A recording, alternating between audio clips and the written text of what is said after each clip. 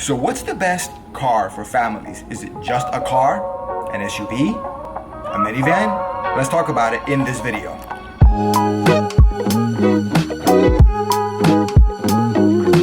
Welcome back.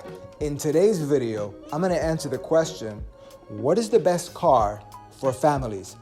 Now, in today's environment, I think having a good car for families that meets their specific needs of road tripping is important. Why road tripping? Because I think families, because of what's going on, we are in the fall of 2020, a lot's going on in the world, people are worried about their safety, and I think people are going to start cutting back, if they have already, obviously, because there's not a lot of places to go. But even in the future, if things get a little better, I think a lot of people are going to have a little change of heart as far as how many times they go on those extended vacations where they require complex transportation plans with airplanes, going to the airport, buses, trains. I think people are going to be very careful about those vacations, and they're going to cut back on any type of vacation where the transportation involves getting themselves into large crowds and confined spaces.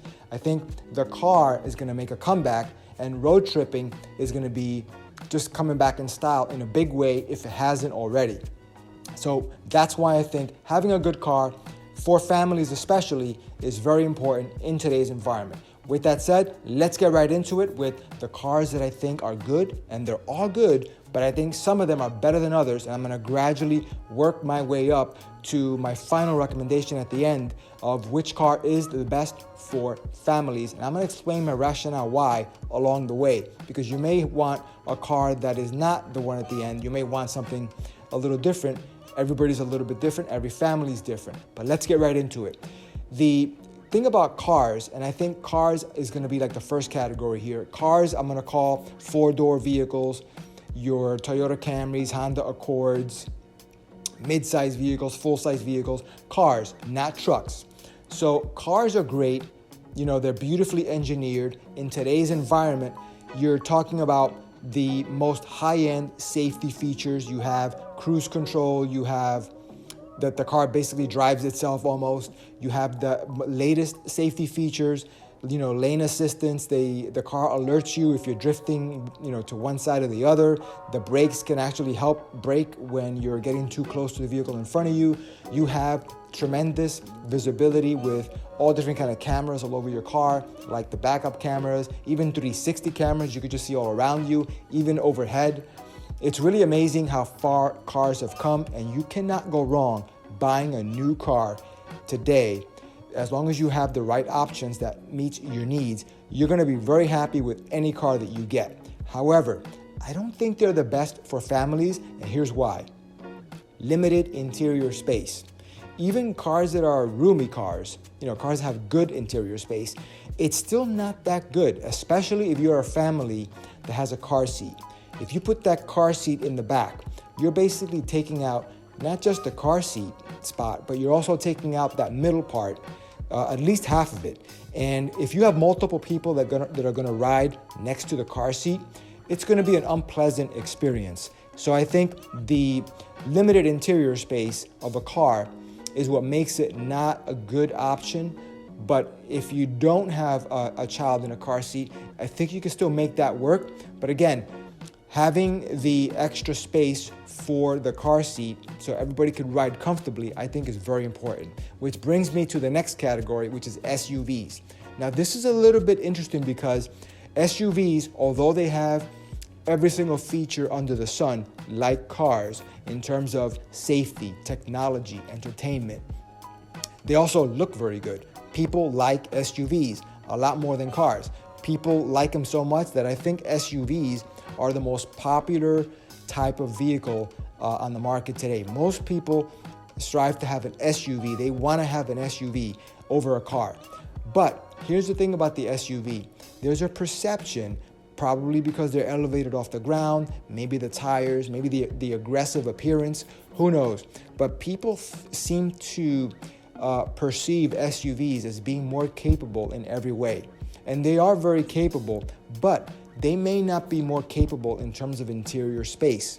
if you look at SUVs and really look at them closely, you're gonna see that SUVs are very, very comparable to cars in terms of interior space. In fact, I'll go as far as to say that some SUVs actually have less space than a comparably equipped car. Because SUVs are lifted off the ground, they look more like they're bigger because you have that commanding view of the road. They just have, from the outside, they have that exterior demeanor of being a more capable vehicle, but that doesn't mean they have more interior space. A lot of times they don't.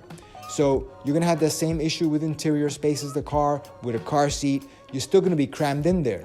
I know, because I know people that have SUVs, and I sometimes ride in the back seat, and it's just like riding in the back of a car. Sometimes it's even a little tighter, because some SUVs are big on the outside, but on the inside, they're a little bit cramped, especially in the back seat. So with that said though, the next category I think is the best. And I think most people that have families, especially with car seats, should consider this next category of cars, the minivan. The minivan, I think, is the best for families, especially if you want to go on extended trips, road trips, if you have multiple people, and especially if you have a car seat or two car seats in the back. I think having a minivan is going to be the best option for families. Here's why. Nothing beats a minivan in terms of interior space. I don't care what SUV you're talking about. There is no SUV on the market that is going to have better and more spacious and comfortable accommodations inside, front and back, than a minivan. And the thing about minivans is you can get them with every single feature under the sun, the same as cars and SUVs. All the entertainment, all the safety, everything that you could want, you can get it in an SUV as well. And guess what? Minivans have come a long way in terms of the way they look. They don't look like soccer mom vehicles. And I don't even know why that terminology has gotten a bad rap, but minivans today look very attractive. And if you look at the Chrysler Pacifica, that's a pretty good looking vehicle, a minivan. And I know it's personal preference. I like that car, that minivan. But look at the Honda Odyssey, the Toyota Sienna, depending on the color that you get and the option packages that you get in terms of the type of tires that you get and just the exterior trimming on the vehicle. I think the minivan can be an attractive vehicle, very spacious, has all the room and space that you're gonna need to basically transport your family, your friends, including car seat, including cargo. You're gonna have all the bases covered with the minivan, and it's also not that much bigger than a car. And some cars are actually very close to being the same size as the minivan. And even SUVs are gonna be comparably built, comparable to a minivan in terms of overall size, but you could just do so much more with a minivan in terms of transporting people. And that's what really people are looking for. That's what families are looking for in this environment. They want a vehicle that's gonna transport their family and maybe their friends, or if they have a little bit of a larger family or a regular size family with a car seat or two. The minivan is something that is gonna meet your needs and exceed your needs, because it's gonna give you a lot of overhead in terms of space to have everyone ride in comfort, and they're gonna be very, very happy that they went with you, because I know I've been very, very happy to ride in the back of a minivan as opposed to a little SUV or even a big SUV, because the minivan, as a passenger in the back, it just feels so much more comfortable, even on trips to the mall. And I can imagine, spending hours on the road. I don't own a minivan myself, but if I had a family, I would definitely buy a minivan over a car and over an SUV. It's not that much more expensive. Their SUVs are probably more expensive than minivans in some cases.